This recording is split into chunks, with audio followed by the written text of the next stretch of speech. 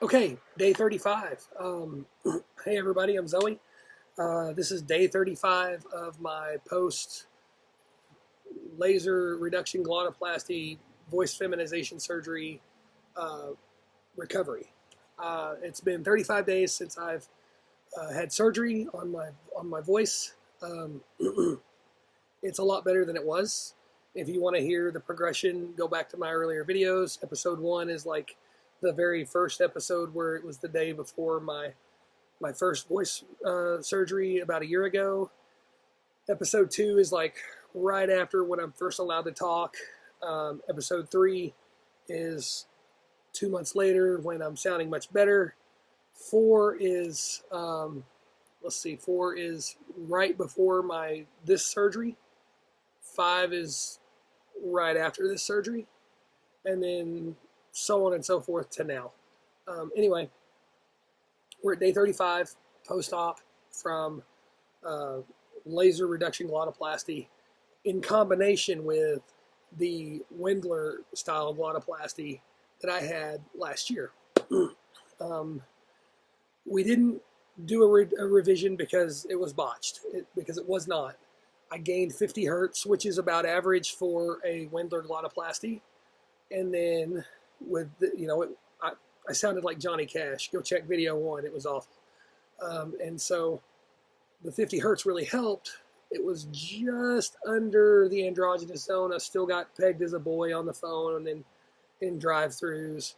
But this one has put me right at the 190, 200 mark, which is firmly in female territory. Right now, we're just working on everything clearing up. Let's see what else is going on. The CPAP. It's if you go back to my last video or the one before that, I talk about weight loss surgery in the VA.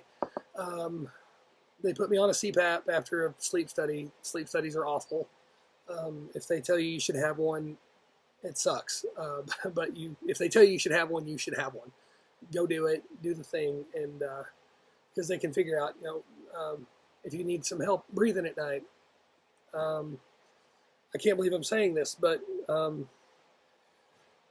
CPAP machines are pretty great, and if you have if you have problems breathing at night in your sleep, you stop breathing, you have sleep apnea, it's like it doesn't just affect your sleep, it can affect a lot of other things. And I slept on a CPAP for a couple of years, and then I got off of it when I had my facial feminization surgery because like they did a lot of work to my nose and my chin and my jaw, and it was just like wearing one was hell. So I quit wearing mine December-ish of last year, and now I'm back on it.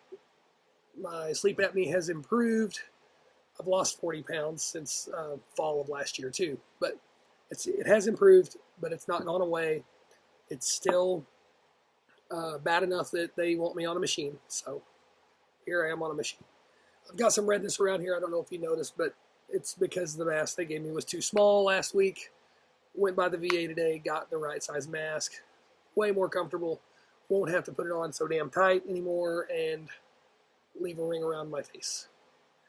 What else is going on? I got everything's a go for bariatric surgery. We are at 25 days.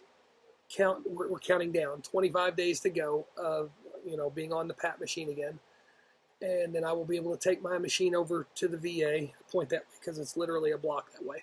But I'll be able to take my PAP machine over there. They'll download it and send it to the people who manage the bariatric program, and then I'll get a call and they'll say, okay, we need you to be on a Zoom call on this day, and once I'm on that Zoom call, then they'll schedule me for surgery. And when I talked to her on Tuesday, she told me they were 30 days out scheduling. So I could have surgery in as little as 55 days, or as much as like 75 days. I'm assuming at worst they only do the class once a month. At worst. They might do it every week, but assuming they only do it once a month, it could be up to 75 days. If they do it once, if they do it once, once a week, it could be less. I mean, they might even call me and say, hey, let's schedule this, when I'm on day like 20. I don't know. They might get cool all of a sudden. I've seen it happen. It's weird. It's hit and miss with the VA. You can't like, it's like the American military. They couldn't really preempt us because, we didn't even know what we were doing. So how the hell could they figure out what we were doing? But anyway, so there's that. I'm pretty excited about that. However, that means potentially pushing gender confirmation surgery out. Because as of now, it's scheduled on 11/11. And 2 months from now is 11/16. So, and the recovery for that is like pretty well a solid month, like not doing shit. And so, the several surgeons that I've talked to have all said the same thing. The smaller you can get, the most weight you can lose, the better the chances, like the better the outcome. So, and not just the better, like the better survivability rate, but like actually like the better your vagina like looks / works when they're done. So me being the vain bitch that I am, because I mean, let's be honest, being trans involves a lot of vanity. If it didn't, we would all have just been happy looking like boys. But me being the vain bitch that I am, I'm willing to push my bottom surgery out up to a year if that's what it takes. Because I'm going to have the bariatric surgery. I want to have time to heal from that. I want to have time for it to work. I weigh 255 this morning when I got on the scale. I know I don't look like it if you know me in person.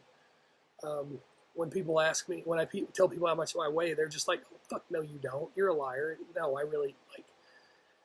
And I've already lost 40 pounds. I started at 285, got down to 245, back up to 255. The 245 was after I was coming off of a surgery, so I didn't really eat for a few days, and so it's not real good for you, but it is what it is. But I've been stuck at 255-ish for a few months. I'm eating healthy. Like I'm walking a ton every day, drinking plenty of liquids, not necessarily water, but non-sugar beverages, unsweet tea, a lot of Pedialyte. I love Pedialyte. It's so good. And it's like a liter only has 100 calories in it. It's delicious, and it's so good for you. And it's great for a pre-surgical and post-surgical drink to get you properly hydrated. It's also really great for a pre- and post-workout, too, believe it or not, because it will hydrate you quickly and give you all the electrolytes that you lose while sweating. So I've been doing all the right things. I'm just kind of stuck. So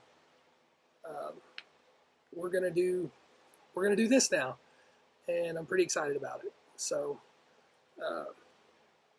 35 days post-surgery for the throat. We talked about that. We talked about bariatric surgery and how the VA should be ran by Barnum and Bailey or Ringling Brothers, either one. They're both good circuses. We talked about how bariatric surgery is going to require me to push back bottom surgery. Talked about why. Still excited for bottom surgery. Still pretty stoked about that. I didn't think I would make it this far, honestly. It's funny because somebody, from my past life who's known me for a very long time said, I thought that really wasn't a thing you were worried about, that you really wanted to do. And I was like, I feel like that before I was okay with being a girl with a penis because I felt like that was the best it was going to get. Um, so, being a make lemonade from lemons kind of bitch that I am, I was kind of like, well, all right, we can work with this. Fuck it, Like, this is the best it's gonna get. We might as well make the best of it and just roll with it. But in my transition, I've learned that there are options to getting this done that are available to me because I'm disabled. There are a lot of options available to you if you're not disabled. It just depends on where you work and how much money you make, really. I mean, and I'm not even saying you got to have a lot of money. Sometimes you got too much money. There's Medicaid options out there that are fantastic, and I'm happy to help y'all look those up. But I learned that there are a lot of options, so that you don't have to make the best of the situation that you were born with. You can make that jump in your transition if that's something you want to do. It feels like that this chapter of my life, transition, is coming to an end. And I know there's some of you out there who will say that, transition is a lifelong process. And I feel that falls into the same school of thought of recovering addiction. You're always in recovery. And if that's what works for you, then okay, that's fine. But for me, I feel like the transition is a journey. And, there, in every journey, there's a destination. I've had facial feminization. I've had breast augmentation. I've had 2 voice surgeries. I've had an orchiectomy. Now I'm having a vaginoplasty. So that's kind of the end of the journey. At that point, I will say I have transitioned. Now, that doesn't mean I won't count myself among trans people. I'm not going to be like, I'm better because I have completed my journey. No, because that's some privileged white bullshit right there. My mom always told me, don't ever forget where you come from because you might have to go back there. But when people who aren't privy to my past, doctors, lawyers, whatever, ask me my gender, I just say female. That's it. I'm a woman, in every way, other than a couple of chromosomes that don't really mean shit other than whether or not you were born with indoor or outdoor plumbing. And once I have that surgery, I will be pretty well indistinguishable with the naked eye, even if I'm naked. So, fuck it. But anyway, that's about all I got today. I really hope my journey's helping some of you along or inspiring you, or I don't know, maybe you hate my guts and you watch this to learn more about me so you can, kill me or something. I don't know.